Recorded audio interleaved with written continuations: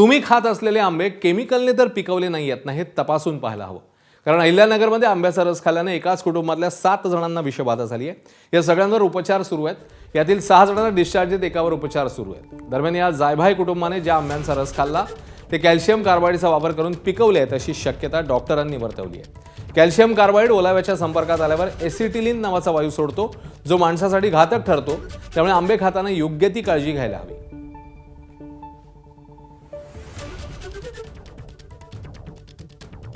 संध्याकाळी सगळे जेवण केले आणि मी मित्राकडे बसायला जात असतो. मी तिकडे गेलो आणि तिथं घरी बंधू उशिरा जेवला.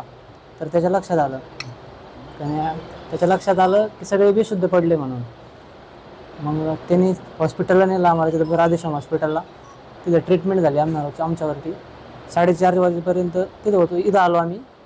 त्याच्यानंतर इथं आमच्यावरती उपचार झाला. आता आंबे तर वडील घेऊन आले होते चौकातून, मार्केटमधनं. आणि एकूण 7 जण होते. त्याच्यात 4 वर्षाची मुलगी होती भावाची. तर आता सगळे सुखरूप आहेत. टोटल 7 जण होते, त्यापैकी 6 जण आमच्याकडे आले. ते ज्यावेळेस इथं आले होते त्यावेळेस ते थोडंसं बेशुद्ध अवस्थेकडे होते. त्यांना डिसओरिएंटेड होते आणि त्यांना काहीच कळत नव्हतं.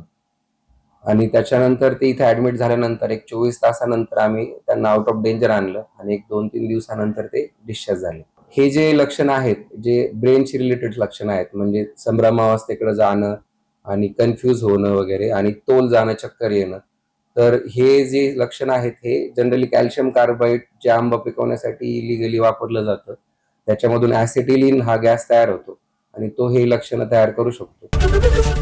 एबीपी माझा, उघडा डोळे बघा नीट.